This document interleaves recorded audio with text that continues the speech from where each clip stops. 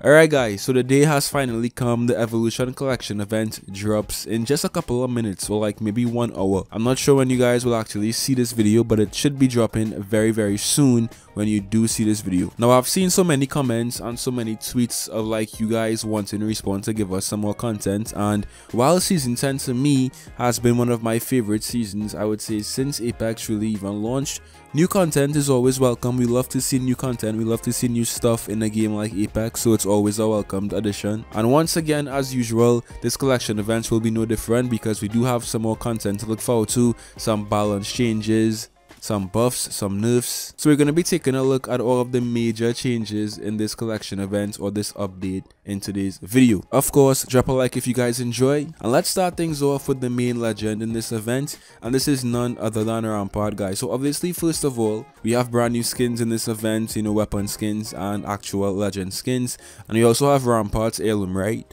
But Rampart is also getting a very big buff in this update. So first of all, Sheila is now a mobile ultimate. So here's what Respawn had to say. Rampart will now be able to run around with Sheila out and shoot while walking. The spin up is longer and she only gets 1 magazine in this mode. Once Sheila is out, you can put it away and pull it back out until you run out of ammo or hit the cooldown time. At any point, you can still place Sheila down for your teammates to use. Once placed, it has infinite reloads and acts just like the previous version. You cannot pick it back up. This right here is Rampart's biggest buff since she was released back in season 6, and I think that this should make her a lot more, you know, interesting, a lot more useful as well in game, because let's be real guys, let's be real, right? Rampart has never really been one of the best legends to use in Apex, and I think she still will not be, but this should at least make her more effective and more usable in season 10. So you'll see, Rampart means rejoice. Alright guys, so next up we have Revenant, who actually got a very small nerf in this update as well, and it's basically just a VFX like nerf, or like a visual nerf. So basically now when Revenant uses his ultimate, Respawn says that there will be increased visibility for when a totem is placed nearby, similar to the pulse on Loba's ult placement. This to me makes perfect sense because now, right, if someone wants to use Revenant's ult, you'll obviously have an audio cue, but now you'll also have like a visual effect on screen, so you and your teammates can know what to do and how to respond to an enemy Revenant team trying to kill you in totem form. I mean, big up to all of the Revenant mains. I mean, Revenant is still a very fun legend to use, but he's very annoying if you're being real to play against. No offense, he is just a very annoying character to play against, but he is very fun to use. So yeah, it's a very small nerf though. It should not make like a huge difference, so I think he'll still be very good. Now Octane also got a very significant nerf in this update because he basically got 2 separate nerfs. First of all, Respawn has reduced the jump pad horizontal distance by 10 to 15%, which is actually a very big, you know, I would say, distance nerf. I mean, Octane has been the #1 picked legend for a very long time, right? But in my eyes, I think he's not really OP. Like, to me, he doesn't really need to get nerfed this badly. I think different legends need to get buffed. To me, Octane was never really OP. He was just very fun to use and very effective, but not really OP like how Sarah was OP,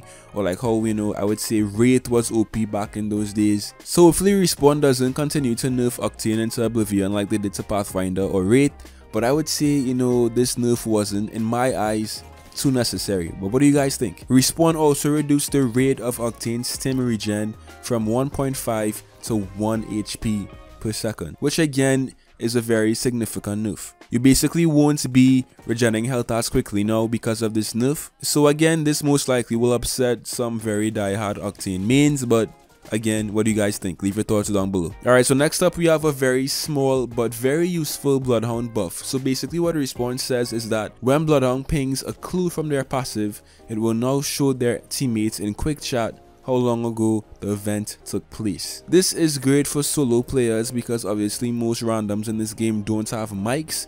So if you play solo and you end up playing Bloodhound, guys, or you actually come across a random Bloodhound, right, this should be a very helpful buff for all of my solo players out there like me, right? So GG's Respawn, GG's. So that's all of the legend rebalancing in this update, guys. I expect to see a lot more like when season 11 drops, but for now, that's all we have. Let's take a look at some weapon changes now. So first up we have the Hemlock. So Respawn is reducing the hipfire spread, and also guys, Hipfire is set slightly faster now as well, which will just make this gun a little bit, you know, more effective close range when hip firing. Now Respawn actually nerfed the Hemlock's hip fire a couple of seasons ago, and basically what they said is that ever since they made that nerf, this gun has just been slowly but surely declining, right? So this should be a good change, and it should hopefully make the Hemlock a little bit more widely used, I would say. So we'll see. Respawn actually also made some very significant buffs to the shatter caps hop-up. I'll show you guys on screen right now, it's a lot. But for anyone out there who actually likes to use